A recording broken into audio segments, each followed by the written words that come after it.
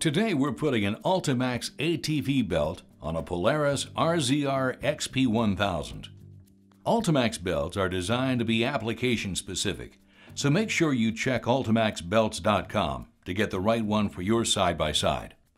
The machine we're working on is a 2014 RZR XP1000, but the procedure is the same for every RZR XP900 and XP1000.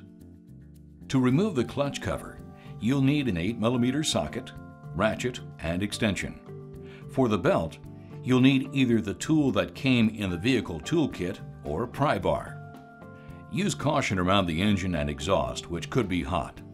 Let the machine cool down before working on it. Please always follow all of the manufacturer's safety recommendations, installation procedures, and specifications. The clutch cover is held on by 8 bolts with 8mm heads. Pull the cover off. Note that our vehicle is an Ultimax test unit and has a temperature sensor that yours will not have. Once you work the cover off, you can see the CVT system. CVT stands for Continuously Variable Transmission. The driver or primary clutch is in the front. It's bolted directly to the engine's crankshaft. There are flyweights and a spring to squeeze the belt and create upshift force.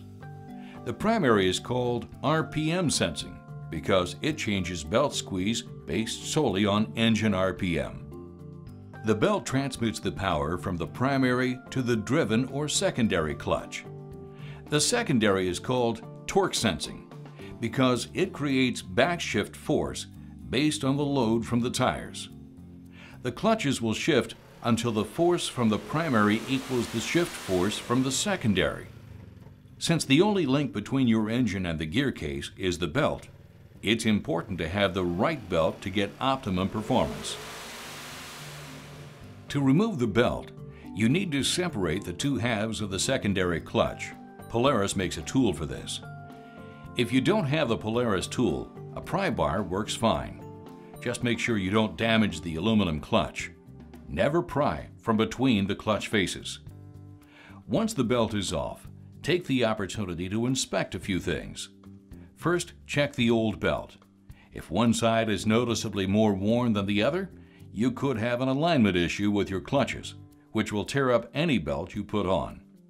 You also want to look for cracks or signs of excessive heat. Next, inspect the clutches. Clean out any pieces of the old belt or any debris. If there is anything on the clutch faces, get those cleaned too. If you need to, you can use a Brillo or SOS pad. It's okay to scuff the clutch face, but you don't want deep scratches. Also, if there is a pronounced groove in the primary, it's time to replace it.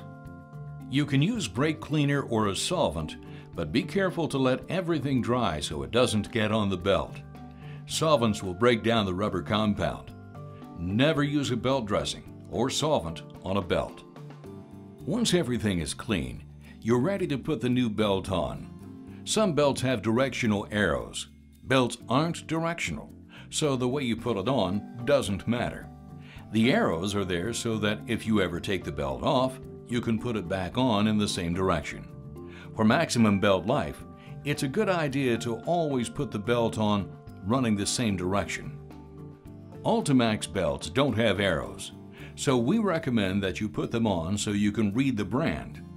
Get in that habit, and you're assured that the belt is always running the same direction. Spin the secondary clutch until the belt is good and snug. You should see the top of the cog above the edge of the secondary when it's tight. Make sure that the seal around the clutch cover is intact and that the groove is free of debris. All we have left is putting the cover back on.